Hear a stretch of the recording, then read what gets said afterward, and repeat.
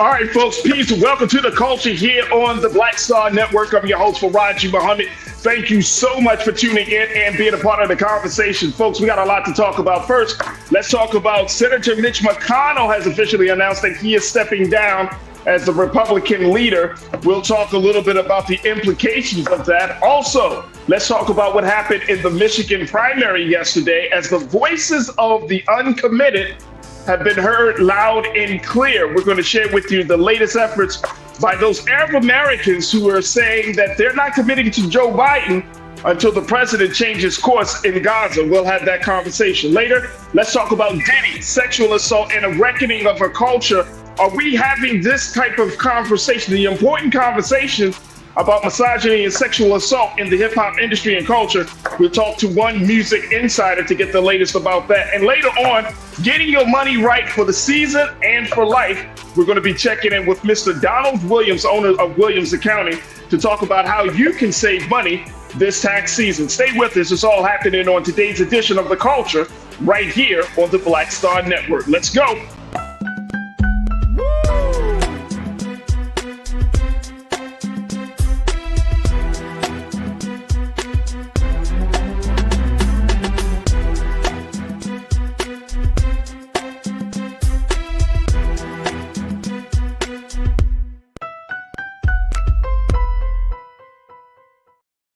All right, folks, welcome to the culture here on the Black Star Network. I'm your host, Farajii. Thank you so much for tuning in and being a part of the conversation. I am so happy to have you and to have you joining me today as we have another exciting edition of the culture. We're all ready and primed up for you. Folks, we are streaming right now on our platform. Make sure you check us out at blackstarnetwork.com. Download the app for free. Follow us on social media at Black Star Network. And we would love to get your support as we are powering our way through this digital space with Black content, with news and information like never before. So go to our website today, download the app again at Black Star Network, and we truly thank you for your support and for your donation. Also, folks, we are streaming on Amazon platforms.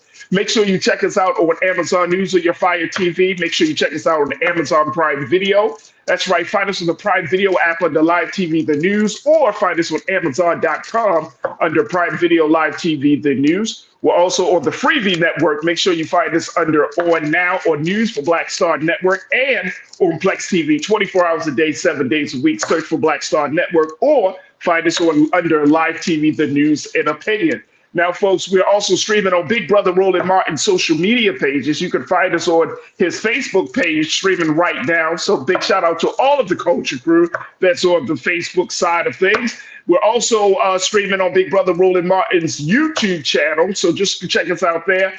And big shout out to the crew on the YouTube channel. I see y'all. As well as folks on the X platform. Thank y'all so much for checking in. Let me see who we got on YouTube. My brother Damon Blissett is back in the chat. Brother Damon, good to connect with you once again. Thank you, sir. The ABX girl, I see you. Thank you for checking in. Mink Leader Tyson Surge, I got you. Pauline Hurt, I see you. Tiana, excuse me. I see you. Thank you for checking in. Who else we got in here? Folks are coming in. And folks, you could do the same thing. Just go to Big Brother Roland Martin's Facebook page as well as his YouTube channel, and let's be a part of the conversation as the official culture crew. All right, it's Wednesday. Let me check in with my sister. She's gonna be here with just for a little bit today because she's going to be doing some things in the city of Miami, and I can't stop her, y'all. I just can't stop the train of Suzette's song. Suzette Speaks. Almost had me. Yeah. How are you? I'm good, Happy Suzette. Everybody, good to see Happy everybody. Wednesday. Look, you looking all bright and everything, looking all beautiful. You ready to rock and roll today? Yes, I got to hit the road right after the 4 o'clock hour. I appreciate you. Hey, everybody, don't have my phone. My phone is charging. Sorry, but shout out to the chat, the culture crew. I appreciate all of y'all. Good to be here. Good to be here. All right, Suzette, let's get this whole conversation started. First and foremost, the exclusive news coming out of Washington, D.C., with Senator Mitch McConnell announcing that he is stepping down this term. He has been serving as the Republican leader since 2007, and he made this announcement on the Senate floor just earlier today. election will be there to replace him as leader, and it will occur in November with his succession taking charge in January. Here's what Mr. McConnell had to say about his time as the Republican leader. Take a look at this. Here's the latest quote from him. He says, one of life's, I'm looking at the second paragraph, folks, one of life's most underappreciated talents is to know when it's time to move on to life's next chapter. So I stand before you today, Mr. President, and my colleagues to say this will be my last term as Republican leader of the Senate. He added in his address that he had total clarity and peace about the sunset of his work. Suzette, what do you make of this? Exactly, Suzette. he just realized, but many critics even and supporters have felt this way about Mr. McConnell for a long time. Now, first and foremost, I will give him his flowers as the longest serving leader in his capacity. Now 82 years old, just turned ripe old age of 82 last week. And we recall that even just a few months ago, we were talking about Mr. McConnell having difficulty speaking, having some, freezing episodes and other things that had many pundits questioning his capacity and his ability to lead. So I think this has a lot to do with that aspect, the health and wellness aspect of what it takes to lead the Senate. But I also think there is a changing of the guard happening, as we talked about on this show last week, with the Republican Party kind of morphing into the party of Mr. Trump. So Mitch McConnell fell out of the good graces of Mr. Trump after the 2020 election, when he refused to abide by that lie that Mr. Trump won. And since then, he has represented kind of the old guard, faction of the Republican Party that is still true to certain principles and not just true to a person. But he has had some incredible wins, some very controversial. I always recall that he blocked, as Senate President, Barack Obama's nomination of Merrick Garland for almost 9 months at the end of Barack Obama's term, and didn't hold a vote on him, and said it was for the next president to choose the next Supreme Court justice. And I think with that, he definitely changed the tone and tenor of the Senate forever. And he'll have a controversial legacy as he decides to step down. But of course, he's also mentioned he's not leaving his office. His term will end in 2027. So although he will no longer serve as leader after the November election, that means a new leader will be chosen in January after the 2024 election, he still plans to hold his Senate seat for the remaining of the term. Suzette, you are my sister, and this is why we have you on the show, because you nice. You nice. You are nice. I got to take a quick pause. I want to hear this, You nice. You nice. You nice. Because I can't find nothing. I can't find nothing. Y'all, Suzette, I can't find nothing good to say. There's a lot more to say, sir. There's a lot more to say. All right, folks, let's get into it. We got to take a quick pause. When we come forward, let's hear what you got to say as we make, as it's been announced that Senator Mitch McConnell has stepped down as Republican leader. As you heard Suzette say, he's not stepping out of Congress altogether. It's just as his role as Republican leader. What's your take? Corinna, I see what you already had to say. Corinna, I feel you. I feel you. I feel you. Folks, stay with us. We're just getting started here on The Culture or the Black Star Network.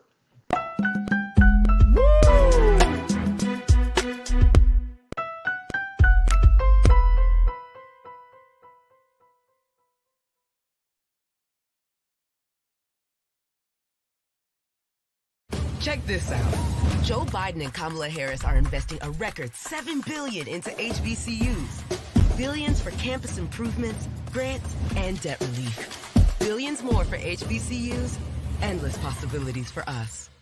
You heard why we're marching, and it's really a launch.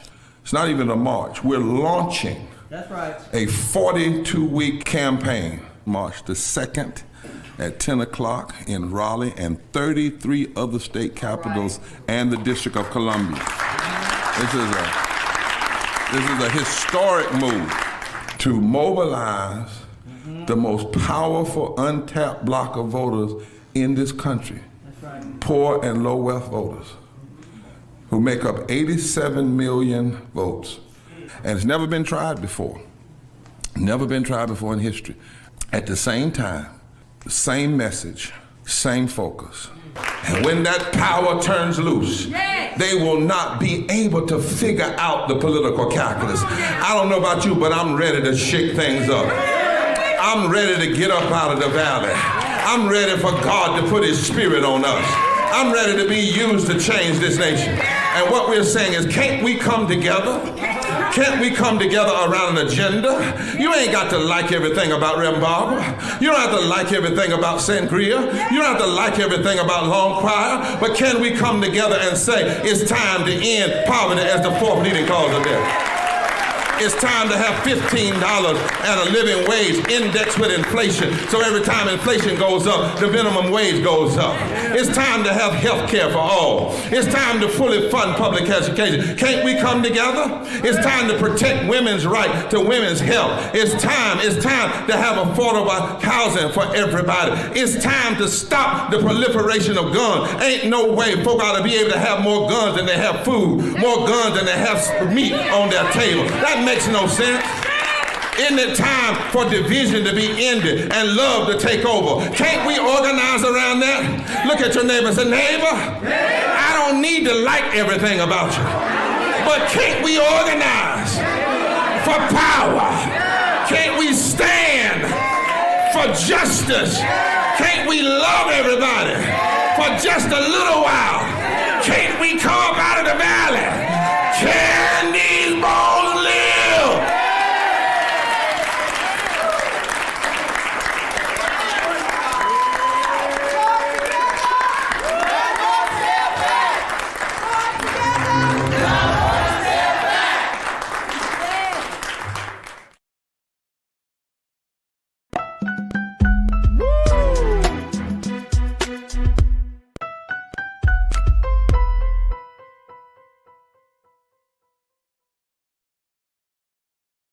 All right, folks, welcome back to the culture here on the Black Star Network. Checking in with my sister Suzette Speaks, who is host of the Suzette Speaks Show on YouTube. She's also a licensed attorney in the state of Florida and a political strategist. As we talk about Senator Mitch McConnell stepping down as the Republican leader after about 17 years. He said that he's going to be stepping down at the end of the term as Republican leader, but it's been about 17 years since he was put into the seat. And Suzette gave little something, little flowers to him for being the longest serving senator in the history of the United States. Now, just because he's stepping down from Republican leadership, as Suzette mentioned, it does not mean he's stepping out of Congress. That is not happening. He's still, you say he's going to be around until what year? 2027 is when his term is up. So. All right, let me just say this, man. Like, I ain't got no flowers for dude. I don't have no flowers. Look, I just did a simple search for Mitch McConnell and Black people or Black America.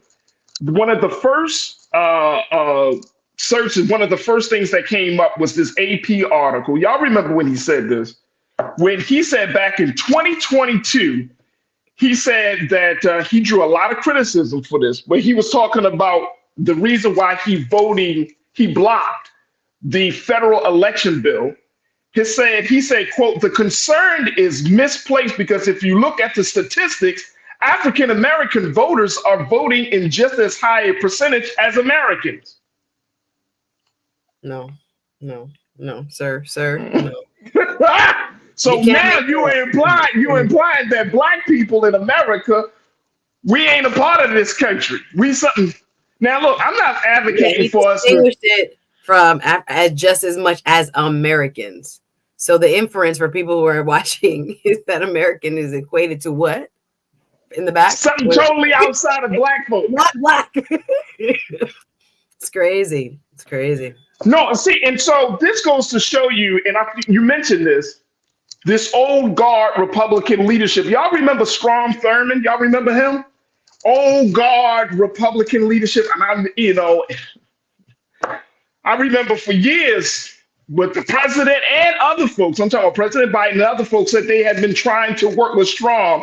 And I think Strom was from the state of, was it Mississippi or something? I think actually South Carolina. I can Google it real quick. Yeah, yeah, But yeah. yeah, I I think think he it was, but he was an old school segregationist. yes. And he advocated, I mean, his policies were detrimental to Black people in this country. And so when I think of Mitch McConnell, I think of that type of mentality, that type of thinking, where you have these older white Republicans who are still holding on to these old American ideals. They never stepped forward in the time. Now, outside of even his Black person comment, I remember him standing on the Senate floor, and I'm sure you remember this too, Suzette. After January the 6th, here's a man that was literally running for his life on January the 6th. And I think it was January the 7th. He stood on the Senate floor, and as much as he blasted what was happened the day before, he never had the balls to call out Donald Trump. I mean, and Donald Trump ran this dude through the mud over the past few years, just ran him. And I saw in this piece from NBC News that now the Trump campaign is trying to work with him to get his endorsement for Trump for this upcoming presidential election. I ain't got no flowers. So you get, as Corinna said in the chat, get nothing but weeds from me, sir. Nothing but weeds. There's a difference between it being now we just want to correct for the record, the longest serving Senate leader, not senator, Senate leader. Thank you. Yep. But which is the fact. So we got to lay out the fact. But no, his policies and his method of political gamesmanship was as you stated, outside of his base, there was no love for it. So when you look at what he stood for, he stood on business. Mr. McConnell knew how to play team ball. He was an architect that helped the Republican Party become what it is today and have as much power as they have on the judicial branch, on the Supreme Court, as far as that when they control the Senate, bills that they move through. He was a young man. His first campaign, if you read his bio, was working on the Reagan campaign, 1984. So he's been around a long time. He learned and modeled himself after, those old school, as we were talking about, is old school to us now, but the politicians of the 60s, 70s, and 80s were, a part of his formative years in terms of learning this political game. And it has served him well in terms of, again, his party's policies, right? So when it comes to achieving what the Republicans have achieved over the last several years, even in the 2016 election, and when he came and saw, Tea Party and other people that rose and fell, he has held the line for their party. He has been very skilled at that. But at what detriment to, as you pointed out, to Americans in general, but African Americans in specific. So yeah, he has said many things that have been questionable when it comes to our community as a whole, and what we would consider divisive. There are Republicans who have to thank him for, again, creating the blueprint that allows someone like a Donald Trump to, thrive, even though he's not in office, but his ideology thrives. So that has a lot to do with, the policies that Mitch McConnell championed and was able to, as the leader, whip the votes, meaning get the people who are elected to get on board and move the party's agenda forward. He was very good at that. I point out that I was reading that, he has been around so long. He had polio as a child when he was 2 years old.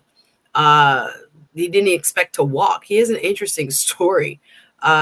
So looking at, how long, in fact, he's been around, he has a wealth of knowledge, but how he's used it for many of us is questionable at the very least.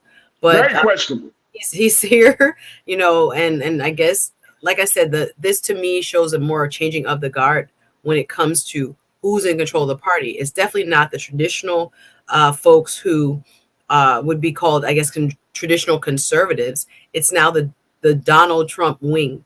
And Mitch McConnell did not fall in line, like I said, with the big lie. And so there has to be, even though Mr. Trump has not won any election yet, there's this kind of movement happening, not only to younger, but to those who are ideologically aligned more with Mr. And you know what? Something else that we need to consider is that Trump should pay him great honor because of what he was able to do in terms of Mitch McConnell was instrumental in getting those 3 conservative justices on the Supreme Court. And I saw that, and I appreciate you bringing that up, Tiz. That's Tiana. Tiana, you say he was very instrumental in getting those 3 unqualified justices on the Supreme Court. So that's a huge part of his legacy, is making the Supreme Court a super conservative bench. So that's one thing. Tiz, you said late Jesse Helms was another old guard senator of North Carolina, same as Mitch McConnell. I forgot about Jesse Helms, but you're right, Tiz. I forgot him. Yeah. It's a group of them, right? And they just dying off, just send them out to pasture and do what they need to do. Yeah, he's what did I say? One of the last men standing, like himself. Well, go ahead. But the average you're right. Is actually what they said. I read something that said 70 is the new 50. So they're still, our senators are disproportionately, Lord, don't say that. Mature in age. So no, I don't. But you know what though? Honestly though, when I really think about this, and it crossed my mind. It's interesting that all of these individuals who serve public office for so long, they get hit with medical conditions that prevents them from remembering and from speaking. I mean, it was really scary when he was asked a question a couple times that were on video where you could see him not be able to respond. Like total people were speculating. I'm not a doctor, and other, people watching them treat him, but we're saying looks like something was going on, physically speaking, in terms of his brain function. So for it to take that for someone to consider, like even in his speech today, he didn't give a specific reason as to why he was leaving, even though we can pretty much speculate. But he was reflecting. He was saying, I remember when I was a young guy and I realized that I'm not a young guy, trying to make a name for myself and hoping people would remember my name. And that, I think he said, Father Time is undefeated. So it's almost like a lamenting that, I would still be here if it were not for time itself. But there comes a time for all of us. And he did quote, I think, Ecclesiastes in his speech he gave on the floor during this announcement, trying to, I guess, symbolize that, he has finally come to the realization that there must be eventually at the ripe old age of 82, an opportunity for new leadership. You know what I really hope? I'm going to say this, and this is not racist, but I hope no black folks start posting online like, oh man, Mitch McConnell. If y'all see that, I'm telling you, I'm going to start trolling the hell out of a bunch of people. I'll be like, man, do you know what this dude has done? And this is not even just about black folks. You said it earlier, Suzette. You said it about Americans. Look at the state of Kentucky. Who said it? Someone in the chat mentioned, look at the healthcare system, look at the educational system, look at the state of Kentucky. Look at how playing the party line on everything, not trying to budge, not trying to evolve in your thinking, has put people, not just black people, but white people and others, in a state of helplessness, right, for the state of Kentucky. Meanwhile, he has been bought off. He's been sold, whether it's by NRA and other lobbyists who have come into his orbit. And so when we talk about this, I mean, I think it's okay for us to look at certain people, look at their history, and say, you know what? They weren't good for us. This is not good. They weren't good for us. And, right after he said his message, and I don't know whether this was the spirit of Chuck Schumer, but Chuck Schumer was the first person to get up and shake his hand and the whole nine. Now, that could have just been being petty. Chuck Schumer could have been. A lot of them are friends.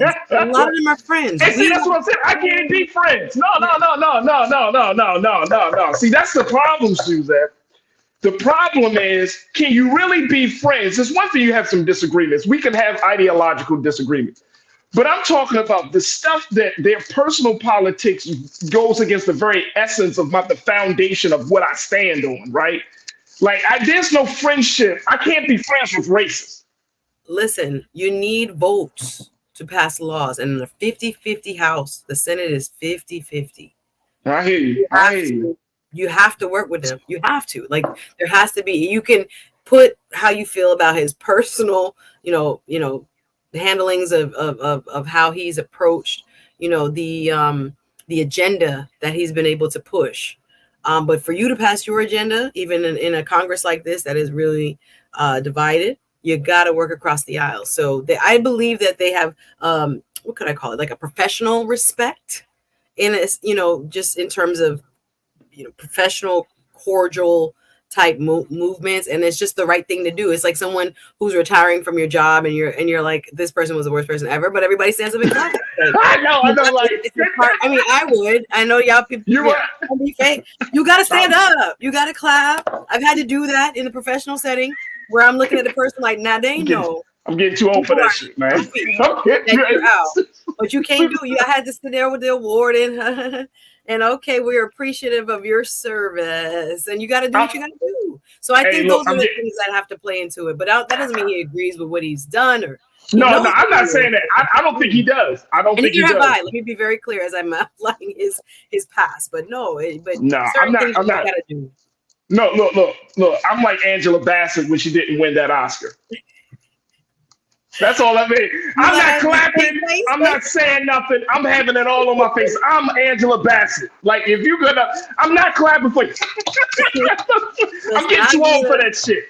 I'm too old. I'm getting too old for this. Nancy Pelosi gave him the Trump. No, that was petty. That's petty. That's petty. That's petty, Nancy. But I'm talking about, man, we too old for this BS, man. We too old for clapping for people that are enemies. No, bump that. To work with them, so we gotta take a break. Though we're over. Let's take a break. Oh, let me just say this, Giselle, one of our great new donors, she gave something today to be a part of the Bring the Funk fan club. Giselle, you said that's crazy. It's time for him and all these old Republicans leave office completely. I don't know why they want to stay in office and die holding on instead of passing it to a newer generation. And that's going to be the problem. You have a Mitch McConnell, Strom Thurmond, Jesse Helms. Now you got these MAGA folks, and that's a whole different challenge that we're going to see from the Republican side. Giselle, thank you for your comment, and certainly thank you for your donation. Folks, we're up for a break. Stay with us. It's The Culture here on the Black Star Network.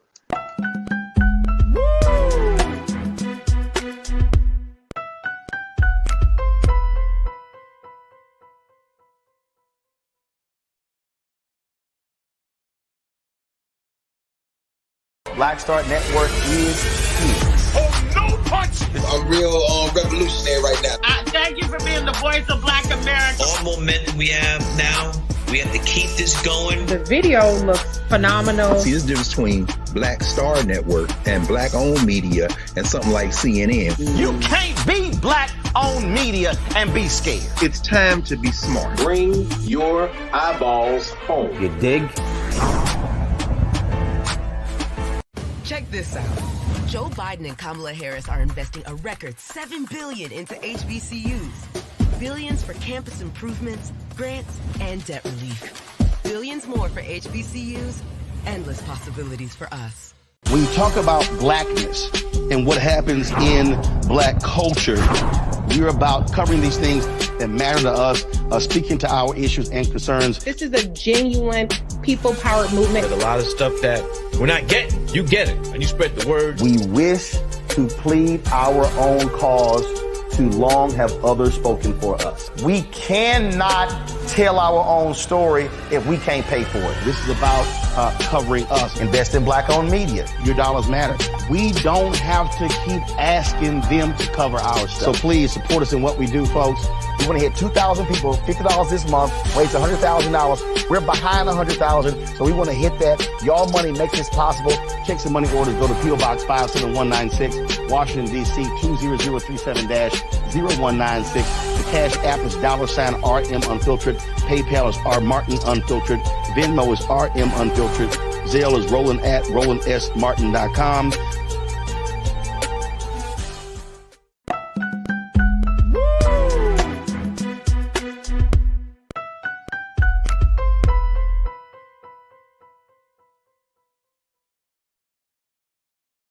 All right, folks, welcome back to The Culture here on the Black Star Network. I'm your host, Farajii Muhammad, joined by my sister, Suzette Speaks, who is a licensed attorney out of the state of Florida and host of the Suzette Speaks Show on YouTube. Make sure y'all check her out on all social media platforms as well. Suzette, let's switch gears. Let's talk about something else in the politics world. Let's talk about what happened in the Michigan primary yesterday. Now, of course, President Biden won that primary for the Democrats, and President Trump won the primary for the Republicans. But the big news story out of Michigan is that group of folks, the Arab Americans, and we started talking about this on Monday, that group of folks who said that they wanted to kind of challenge the president a little bit because of his stance in handling of the war in Israel and between Israel and Gaza. So they created this campaign called Listen to Michigan, and they were advocating and encouraging folks to vote uncommitted in that primary yesterday. Now, I saw the numbers, and you probably have seen something different, but I saw that the uncommitted got about 13% of the vote. And let me share this from NPR. Take a look at this. This is just the latest from NPR. They said as of 5 a.m. Eastern time this morning, more than 100,000 votes for the uncommitted option on the Democratic ballot have been counted, according to results reported by the Associated Press. Biden maintains more than 80% of the total vote with nearly 618,000 votes. Listen to Michigan, which was a campaign started and spearheaded by predominantly younger Arab and Muslim organizers, led a push for Democrats to vote uncommitted in the primary as a protest vote. They're urging the president to call for an immediate and permanent ceasefire in Gaza and stop sending U.S. aid to Israel. According to their spokesperson and Democratic strategist Abbas Alaway, she said, "We have led a movement that is far exceeding expectations, using the ballot box to urge Americans to stop killing our families. That's all we're asking for. Just stop killing our families." And that's what he said, Abbas Alaway. Suzette, I want to get your take on this. 100,000 folks have voted uncommitted as we look at this situation. Let me see if let me hear from you. Look like we're gonna try to get our sister Suzette back into the conversation as she's experiencing some tech issue. There she goes. No, that's what happened when you trying to answer the chat on your tablet while you doing the show. My bad. Yeah. I'm not answering no more comments. I love reading the chat. It's not disappointing today. I love my culture crew. I was nosy. I was like, well, let me see if I can get on and read what you're reading. Y'all are having a ball today in the chat. I love it. So sorry, I'm focused only, not going back up. Sorry, I was not prepared for that. Suzette, so what do you make of the uncommitted campaign? They garnered 100,000 votes, and they look like they're not stopping on this one big point for them. Well, they definitely made a statement. I am very aware that this issue, just like you have laid out so eloquently, is something that President Biden has to confront head on, because we have seen this trend not only among Palestinian Americans, Arab Americans, across the country, especially among other groups of younger voters, have expressed their disdain for the Biden administration's approach to and support of or unconditional support of Israel. It seems that this protest vote has sent a message in a very crucial state, Farajii. We have to remember the margin that Mr. Biden was able to win by, or that Mr. Trump was able to win by. We have to look at it. It was about 11,000. Oftentimes, Michigan swings. That's why we call it a swing state. Back to the Democrats, back to the Republicans. So this group identify their target number of that amount, approximately 10,000 voters in the uncommitted category, to be a win for them. So they could show, listen, if we can get 10,000 people now in the primary to be uncommitted, this could cost you, Mr. Biden. So led by efforts, including that of Congresswoman Rashida Tlaib and many others, they went out to specifically younger voters. If you look at the numbers, and I don't have them right in front of me right now, but the vote totals in like places like Ann Arbor, where there's a University of Michigan, and other college towns, where you look at Dearborn, where is disproportionately a large number of Arab Americans. As a whole in the state, their population is about 300,000. And in this campaign, they, like you said, garnered 100,000 people to vote. And that was in a short period of time. That was like a few days. Exactly. I've been watching the YouTubes and I've been watching the Instagram posts, just trying to get, that gave me goosebumps. I was like listening to these individuals who posted and voiced as to why they felt this was going to be their protest vote. Now, I will caution, I'm very glad this happened in the primary, because I'm also an advocate of folks seeing the bigger picture and not necessarily being one issue voters, even though this is an extremely important issue to this community and to many others. We are going to have to calculate going forward, what are the outcomes that we want as a whole when we approach November. That aside, because again, you may not like the current administration's policy, but if there is that other person, Mr. Trump, who has garnered a win because people vote uncommitted in the fall or stay home in the fall, we know that there will be a extreme difference in the policy, and again, not favorable to the changes that this group or these group of voters wants to see. So looking at it, one thing I would also pay attention to is that, thank you, sorry, not 2020, I'm looking at the 2016 vote. Sorry, Lisa's pointing out that Biden won Michigan by 154,000 in 2020. I'm looking at the Trump win, the swing of 2016. I love our producer. She keeps us honest. Thank you. Please go back to the 2016 margin. I think it was about 11,000. So they're saying that at this time, they have shown and demonstrated 13% is a lot. That means for every 6 vote for Biden, 1 voted uncommitted. So 83%, I think 81, depending on what the latest totals are, Mr. Biden did win.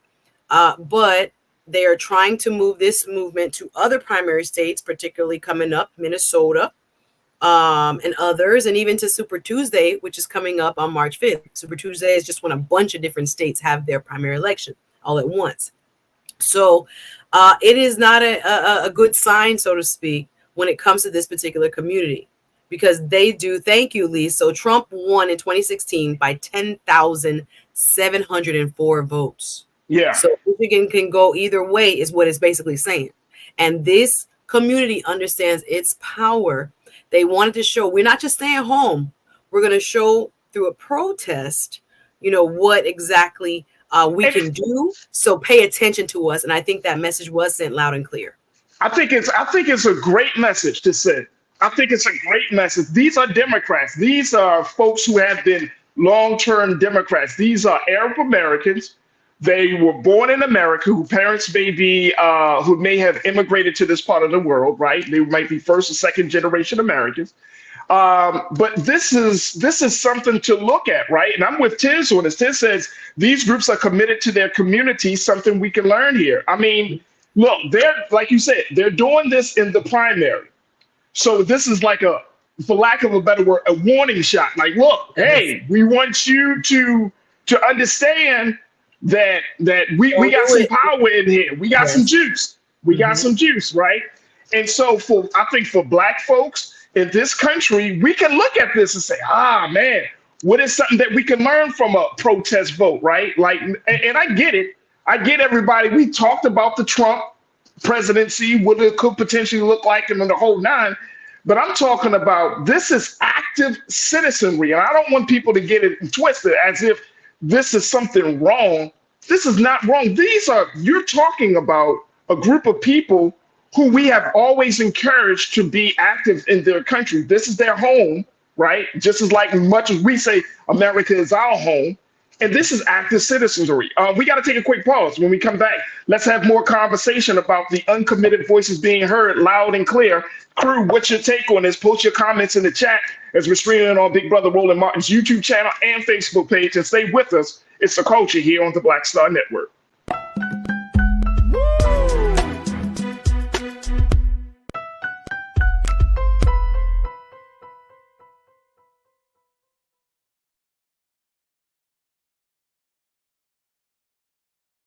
You heard why we're marching, and it's really a launch. It's not even a march. We're launching. That's right. A 42-week campaign. March the 2nd at 10 o'clock in Raleigh and 33 other state capitals and the District of Columbia. This is a historic move to mobilize the most powerful untapped block of voters in this country. Poor and low wealth voters who make up 87 million votes. And it's never been tried before. Never been tried before in history. At the same time, the same message, same focus. And when that power turns loose, they will not be able to figure out the political calculus. I don't know about you, but I'm ready to shake things up. I'm ready to get up out of the valley. I'm ready for God to put his spirit on us. I'm ready to be used to change this nation. And what we're saying is, can't we come together?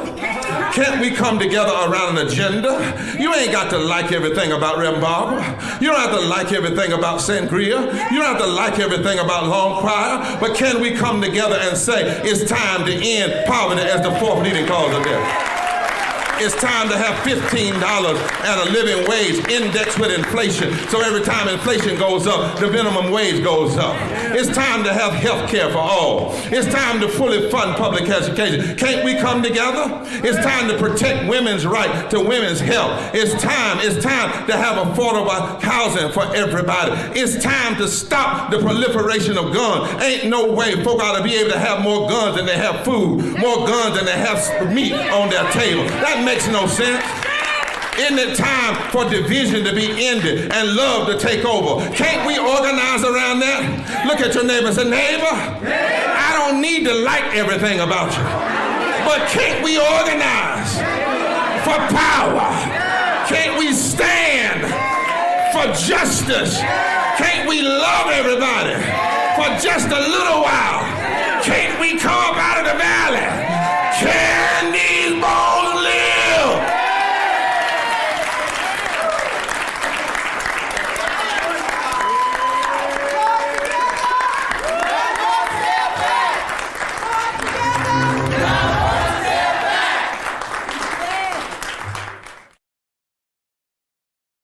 We wish to plead our own cause. Too long have others spoken for us. This is an opportunity for us to be able to speak to our issues. Y'all better understand something real quick. We ain't going nowhere. It is a continual battle that we see all across this country. Revolution will not be televised. The revolution will be streamed. All momentum we have now, we have to keep this going. He makes sure that our stories are told. Roland Martin's doing this every day. You can't be black-owned media and be scared.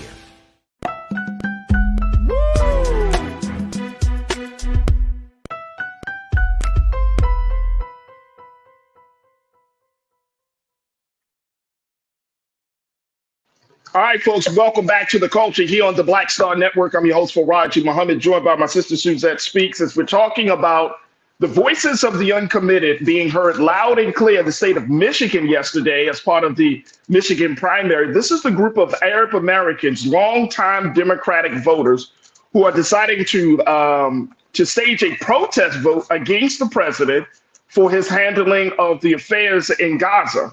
And is between Gaza, the Gaza West Bank area and the state of Israel.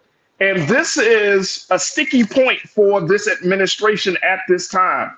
And so Arab Americans have decided to launch a campaign called Listen to Michigan. And they were able to garner 13% of the vote in the primary yesterday, about 100,000 votes. Even though they said that this was a small number, it was a small number It was a big number that happened over a short period of time. And so the hope is that the president and the vice president and his administration will listen to the call to really actively create a ceasefire, a permanent ceasefire in Gaza. Now, for Arab Americans, I'm not mad, Suzette.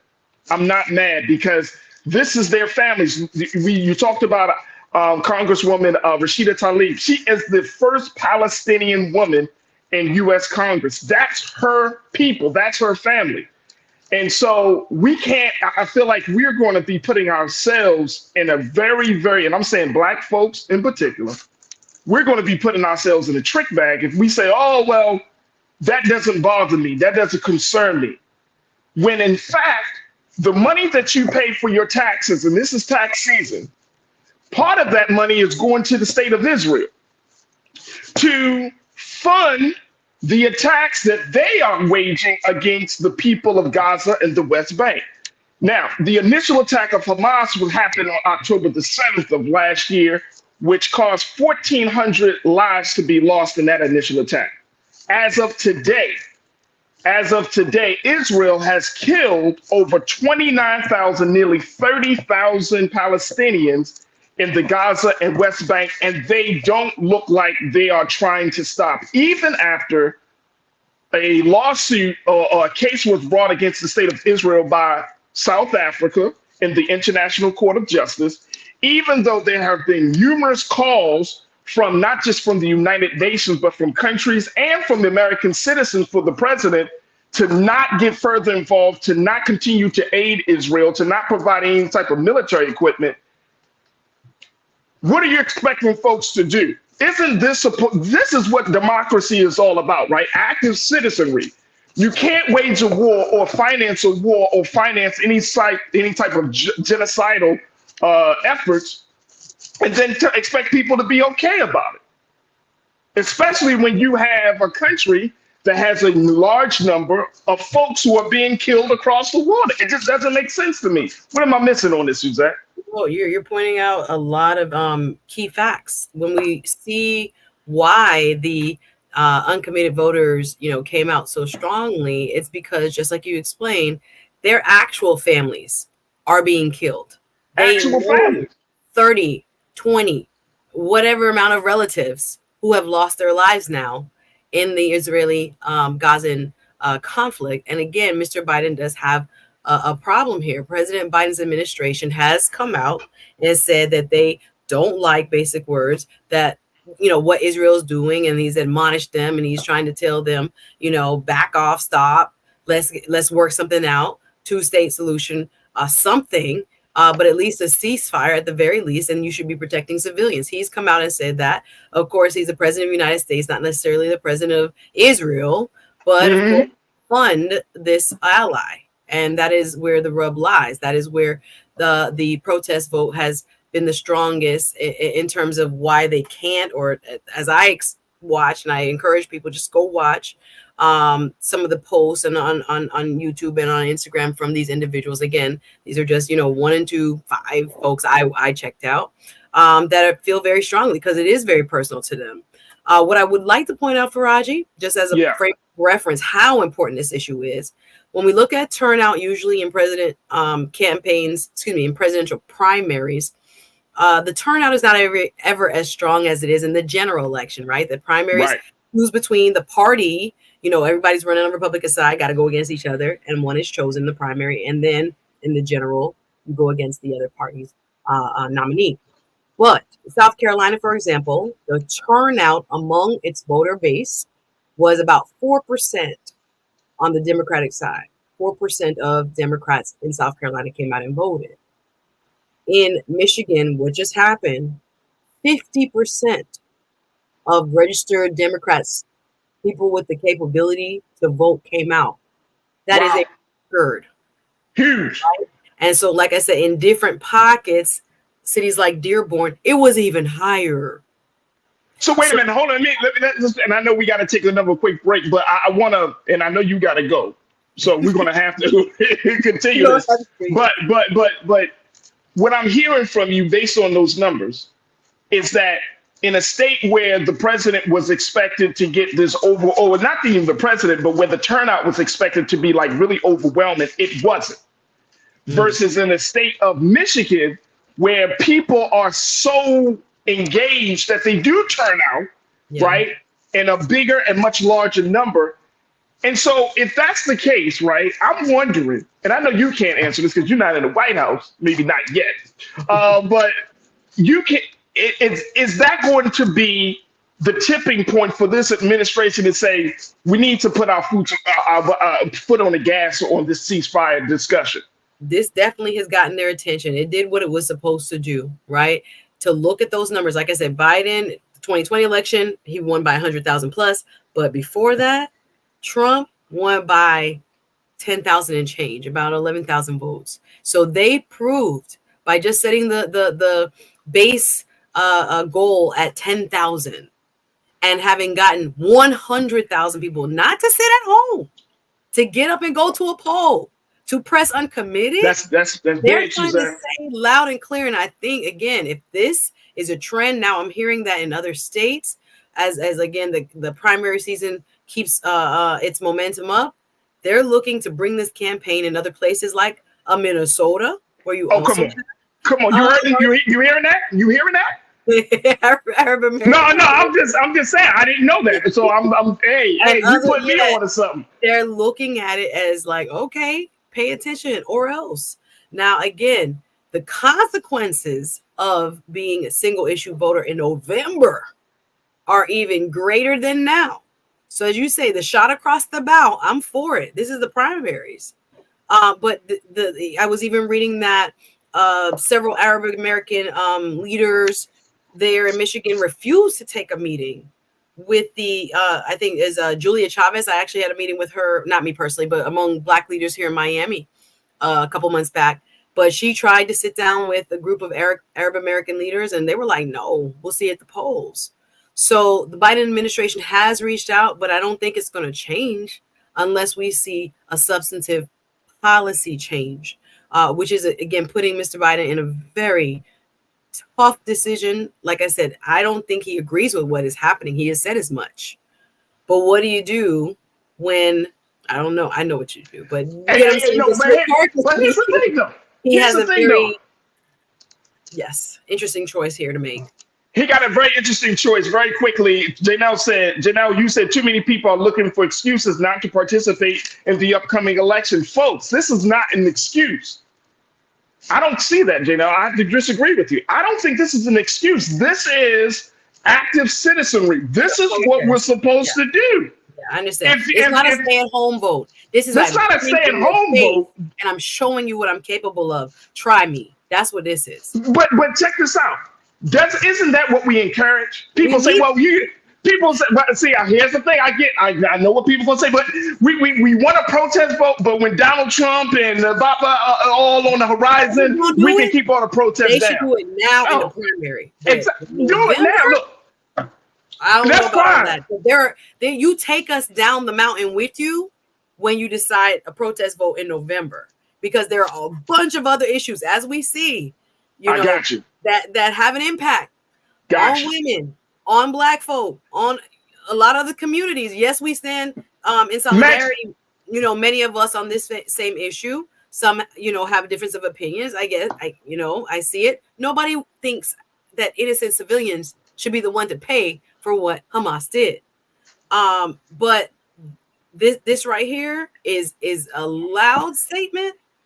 And again, the enthusiasm of 50% of the electorate, 50% of the people who could vote came out in a primary, didn't stay home, came out to say, listen, come on, man. This 100,000, don't bet on it.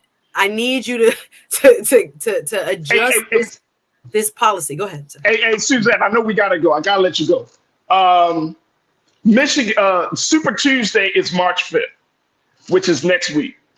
Super Tuesday, you have over 20 states going to the polls. Here in LA, we go to the polls the whole nine, right? So Super Tuesday is a big day for the political season. Do you think that Black people can learn something from this? Do we need to, and Corinna mentioned this in the chat, she said when we lost the opportunity because of Tim Scott, when he tanked that bill for the police accountability bill, and he tanked that, we should have did something. She said, but we left the battlefield. And I agree. I agree. Now, at this point, we're at this point. How do we make sure that we can learn the lessons from this moment, from what Arab Americans are doing, and taking that same momentum? Because I don't want us to get into a place where we have to silence our voices when everybody else is raising their voices, they're raising their demands and their interests. And we're like, no, we just don't want Trump in office.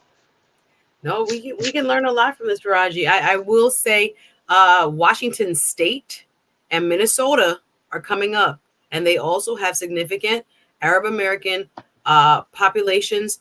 Thank you, Lise. Minnesota reporting, I love saying it like that, Minnesota reportedly has 86,000 Somali Americans, right? So the largest population of Somali Americans in the country. So I really think we can, but the major, to me, lesson is not that they didn't vote. They took an affirmative action to show their power. That's a great point. That's my key. However, we're going to apply this in our context. To me, you cannot win on a sideline, movement. That's not a movement. That's a good point. What I love about this is that they showed not only are we motivated, but in the act of still going to say protest uncommitted is a louder voice than it would be in any other circumstance as to what we have seen among many American groups. The trend being, I don't like it, I'm staying home. So whatever we learn, it's the act, not the inaction, right? I like that. I can agree with that. I gotta go, y'all. I love y'all. You gotta go, man. I appreciate you. My sister Suzette Speaks. Follow her on social media, support her, and watch her show. She's a phenomenal voice for the culture, and I appreciate her being with us every Wednesday. My event was amazing yesterday, Farajii. My event. I'm not even trying to. Don't gas it up. I'm gonna fly some. No. Next week, God willing, next week. Let's talk about that. I'll give you enough time. I want you to really talk about it because you're doing some amazing work down in Miami. So thank you. Appreciate you, Suzette. All right, folks. Look, we got to take a quick pause. When we come forward, let's switch gears a little bit. My sister Suzette Speaks, always checking in. Make sure y'all check her out on all social media platforms. All right, folks, up next, let's talk about Diddy. Let's talk about sexual assault. Let's talk about, is this going to be a reckoning for the culture as we talk about all of these things? We're going to be joined by my sister, Tasha Love, who is a music industry insider, and give her take on the latest allegations against the mogul. Stay with us. It's The Culture here on the Black Star Network.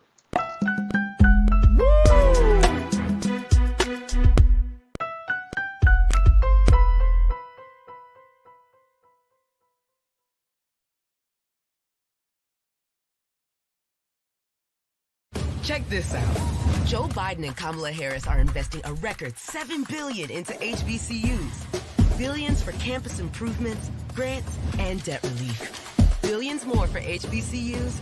Endless possibilities for us. You heard why we're marching, and it's really a launch. It's not even a march. We're launching. That's right. A 42-week campaign. March the 2nd at 10 o'clock in Raleigh and 33 other state capitals and the District of Columbia. This is a historic move to mobilize the most powerful untapped block of voters in this country. That's right. Poor and low wealth voters who make up 87 million votes. And it's never been tried before. Never been tried before in history. At the same time, same message, same focus. And when that power turns loose, they will not be able to figure out the political calculus. I don't know about you, but I'm ready to shake things up. I'm ready to get up out of the valley. I'm ready for God to put his spirit on us. I'm ready to be used to change this nation. And what we're saying is, can't we come together? Can't we come together around an agenda? You ain't got to like everything about Reverend Barber. You don't have to like everything about Sangria. You don't have to like everything about Long Choir. But can we come together and say it's time to end poverty as the fourth leading cause of death? It's time to have $15 at a living wage indexed with inflation. So every time inflation goes up, the minimum wage goes up. It's time to have health care for all. It's time to fully fund public education. Can't we come together? It's time to protect women's right to women's health. It's time to have affordable housing for everybody. It's time to stop the proliferation of guns. Ain't no way folk ought to be able to have more guns than they have food, more guns than they have meat on their table. That makes no sense. Isn't it time for division to be ended and love to take over? Can't we organize around that? Look at your neighbor and say, neighbor, I don't need to like everything about you, but can't we organize for power? Can't we stand for justice? Can't we love everybody for just a little while? Can't we come up out of the valley?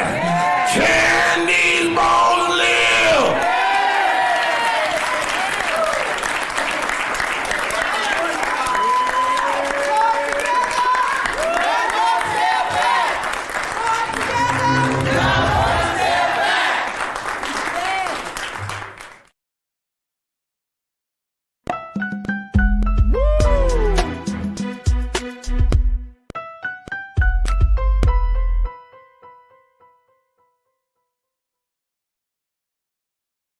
All right, folks, welcome back to The Culture here on the Black Star Network. I'm your host, Farajii Muhammad. Thank you so much for tuning in and being a part of this conversation.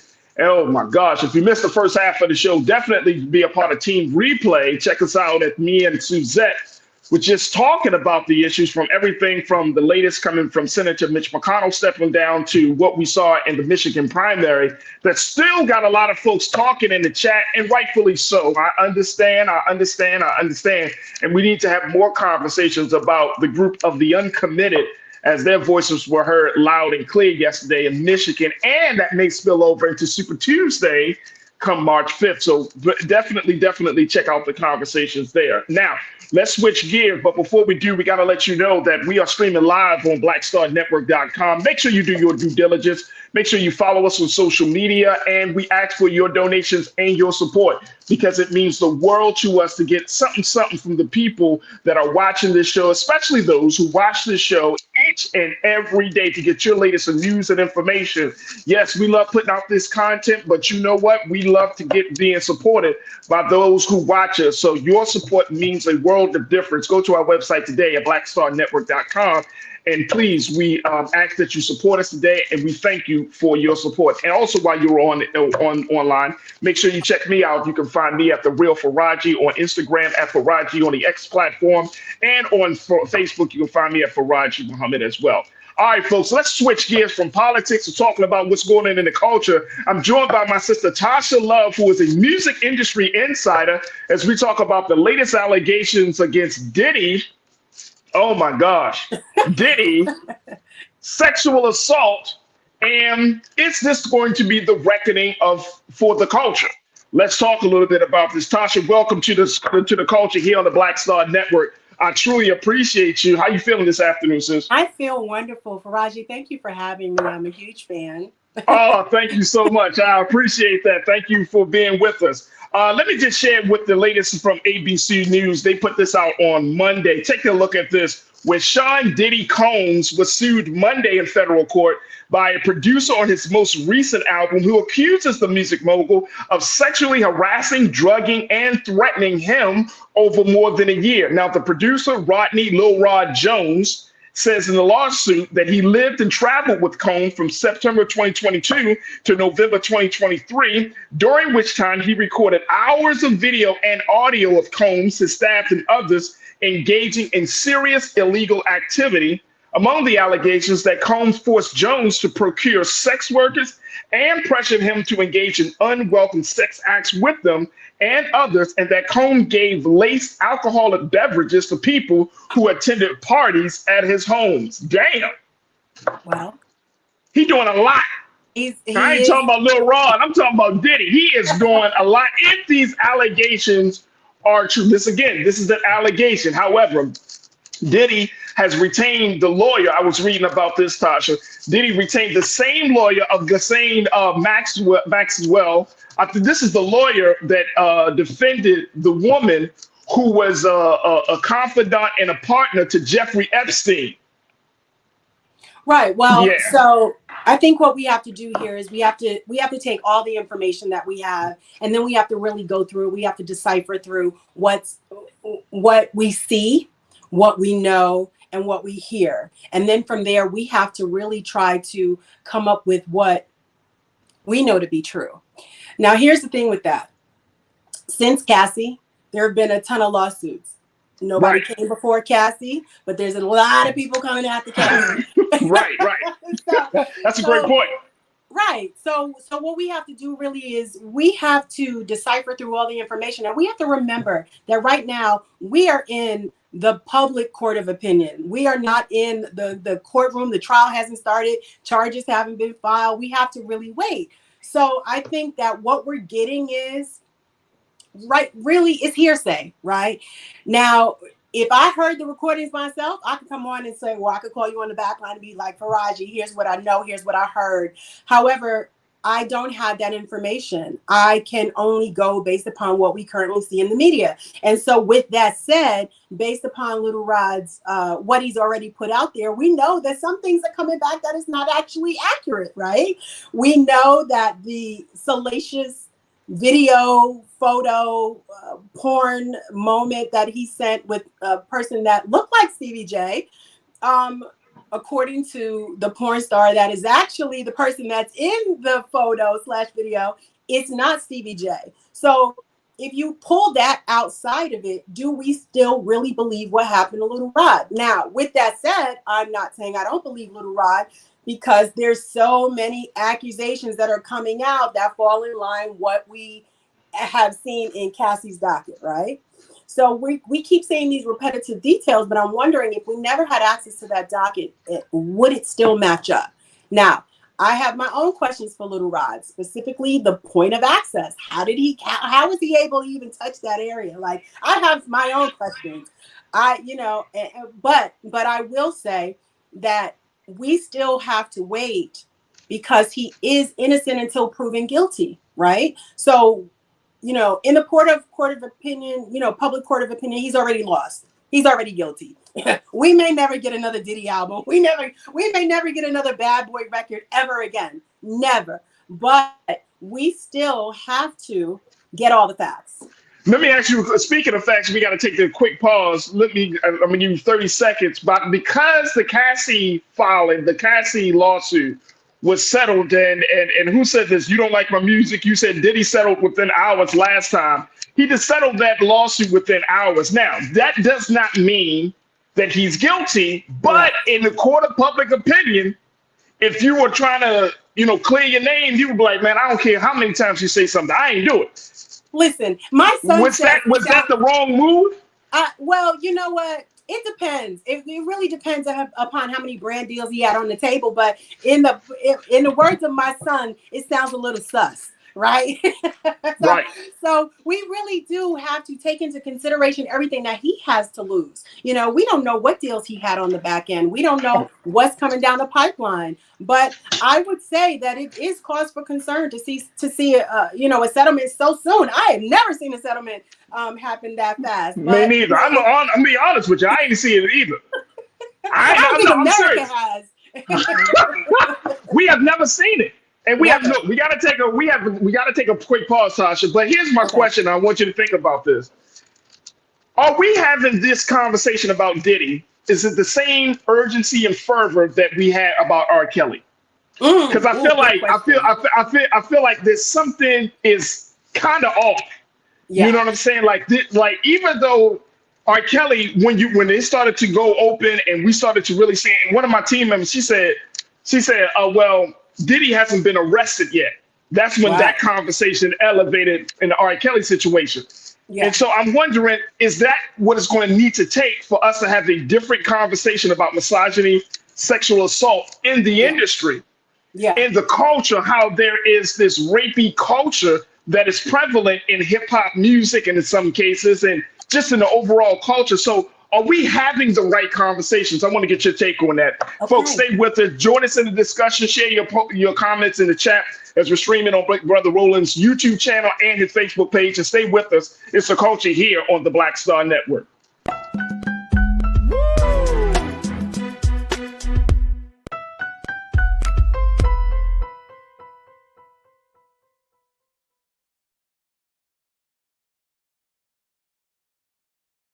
Black Star Network is here. Oh, no punch! I'm real revolutionary right now.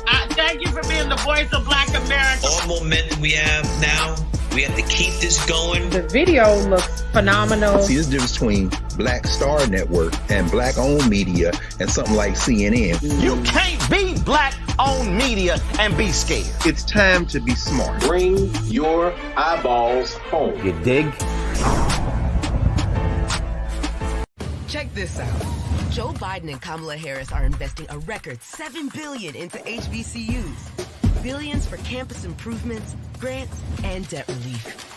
Billions more for HBCUs. Endless possibilities for us.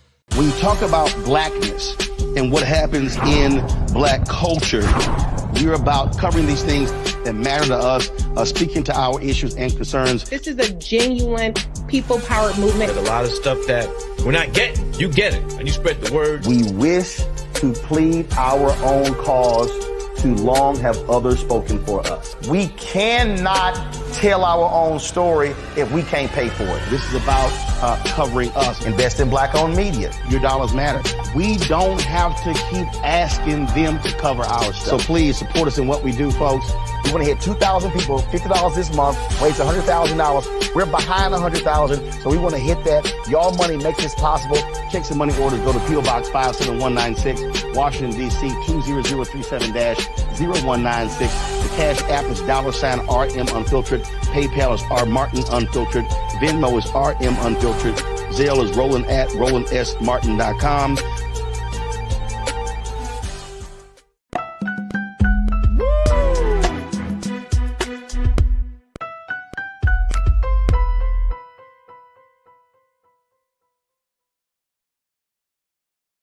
All right, folks, welcome back to the culture here on the Black Star Network. I'm your host, Farajii Muhammad, joined by my sister, Tasha Love, who is a music industry insider. She's been in the business for a little bit over 20 years in a lot of different spaces as we talk about the latest allegations against Diddy and the ongoing conversation about sexual assault, misogyny, and is this moment, the Diddy circumstance, can this be a reckoning for the culture and for the industry?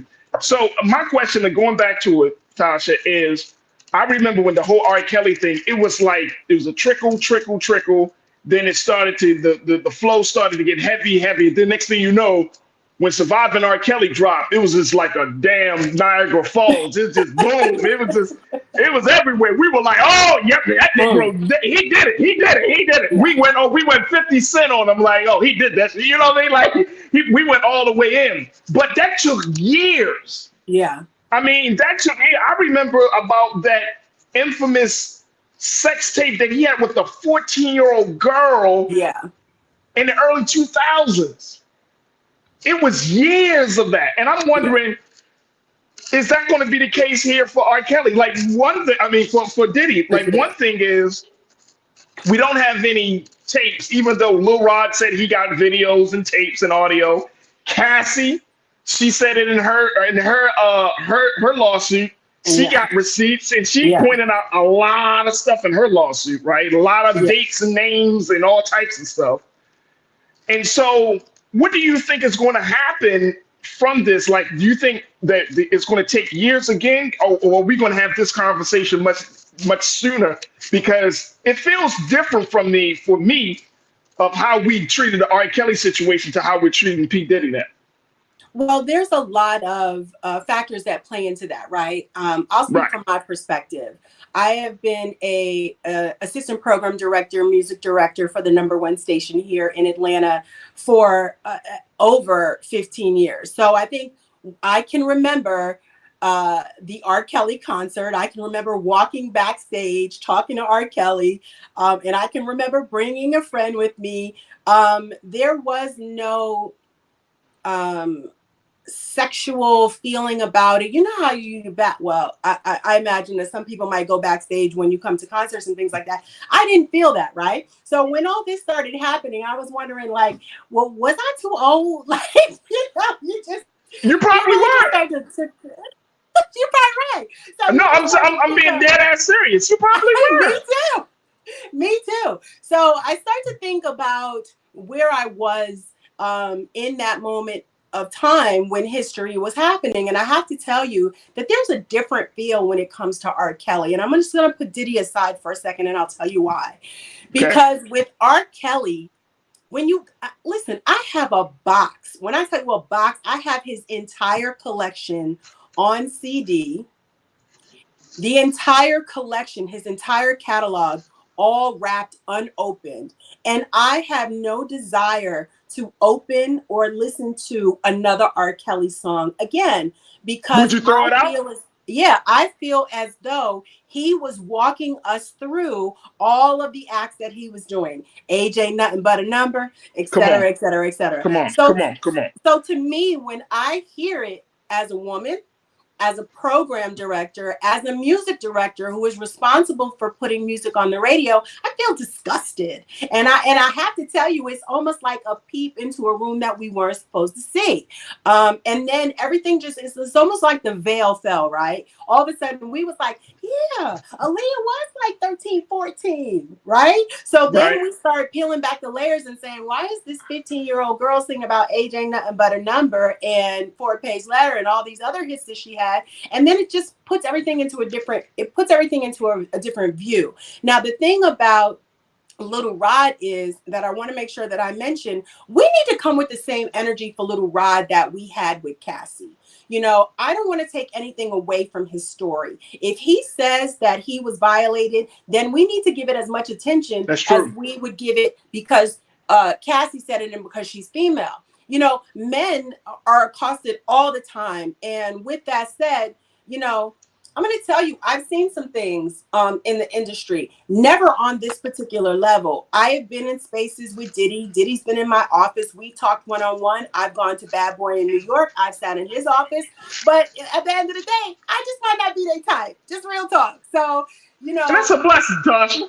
I appreciate it every day. I talk to my parents. My you know what I'm saying?